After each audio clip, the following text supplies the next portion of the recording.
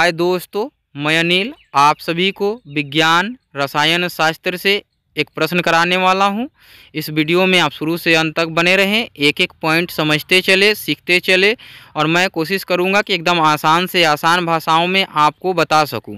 आइए देखते हैं, प्लास्टर ऑफ पेरिस की जल के साथ अभिक्रिया के लिए समीकरण लिखिए। और यही प्रश्न दूसरे तरीक़ा से, प्लास्टर ऑफ पेरिस को आर्द्रता से दूर रखना क्यों आवश्यक है, इसकी व्याख्या करें। एक बार 2015 के सेट ए और 2020 के सेट ए में और एक बार 2021 के सेट ए में ये हमेशा सेकंड सीटिंग में ही पूछा हुआ है। आइए इसका उत्तर लिखते हैं। उत्तर कैसे लिखेंगे? प्लास्टर ऑफ पेरिस जल के साथ अभिक्रिया करके जिप्सम बनाते हैं और लगभग आधे घंटे में जमकर ठोस बन जाता है। अर्थात प्लास्टर ऑफ पेरिस जल से अभिक्रिया कर एक ठोस कठोर पदार्थ जिप्सम बनाते हैं, या एक कठोर ठोस पदार्थ जिप्सम बना लेते हैं, है ना। तो देखिए, ये कहता है कि प्लास्टर ऑफ पेरिस जल से अभिक्रिया करते हैं या आर्द्रता से अभिक्रिया करते हैं, इसी कारण से इनको आर्द्रता से दूर रखना आवश्यक होता है। ये बात तो समझ गए होंगे।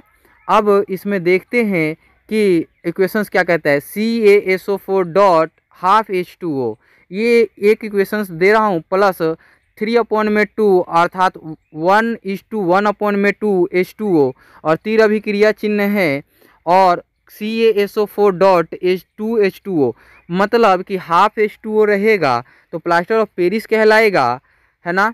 और जब 2H2O बनेगा तो जिप्सम कहलाएगा। अब इसमें भी देखते हैं कि दूसरा इक्वेशंस भी इससे बन जाता है। CaSO4 का होल 2 डॉट H2O, क्यों? यहाँ हाफ H2O के अणु को एक H2O करने के लिए कैल्शियम सल्फेट में 2 कर दिया गया। इसके 2 अणु होंगे तो जल के 1 अणु होंगे, क्योंकि ऊपर वाले में आधे जल के अणु हैं, है ना। तो इस प्रकार से आप समझ पाए होंगे कि CaSO4 का होल 2 क्यों लिखा गया।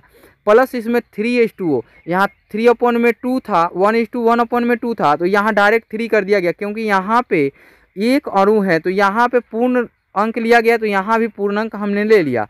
प्रायः इक्वेशन संतुलित करने के लिए पूर्ण अंक ही लिखे जाते हैं। किताबों में दे दिया गया इक्वेशंस ऊपर वाला था, इसलिए हमने लिख दिया, नहीं तो मूलतः हमें दूसरा इक्वेशंस ही लिखना चाहिए। आइए लिखते हैं। कैल्शियम सल्फेट, ये 3 जल के अणु से अभिक्रिया करते हैं तो कैल्शियम सल्फेट वो बाई हाइड्रेट बनाते हैं, है ना। तो ये वाला बाई मतलब 2 होता है। कैल्शियम सल्फेट के एक अणु और जल के 2 अणु बन जाते हैं और जिप्सम बन जाते हैं। जिप्सम का फार्मूला दोनों में एक ही है, नीचे वाले में भी गड़बड़ नहीं है, ऊपर वाले में भी गड़बड़ नहीं है। अब यहाँ आप देख रहे होंगे कि CaSO4 हाफ H2O जो फार्मूला है वो प्लास्टर ऑफ पेरिस का फार्मूला है ना। और 3/2 H2O, H2O जो है जल है, H2O जल है, और ये जो है कैल्शियम सल्फेट और 2H2O ये फार्मूला है किसका? जिप्सम का।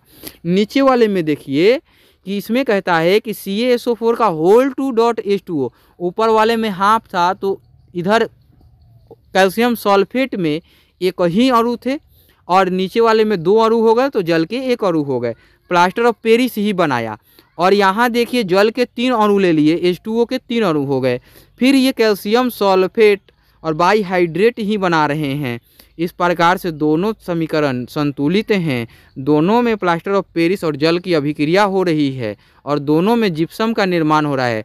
और जिप्सम जल से अभिक्रिया करके लगभग आधे घंटे से ऊपर या आधे घंटे में, है ना, उसके आसपास के समयों में ये क्या हो जाते हैं? ठोस पत्थर टाइप बन जाते हैं, कैल्शियम कार्बोनेट की तरह बन जाते हैं। कैल्शियम सल्फेट जिंक मतलब वो है सल्फेट लवण बना के, और ये वाइट रंग के परत बना लेते हैं, हल्का पीला रंग के परत बना लेते हैं, है ना।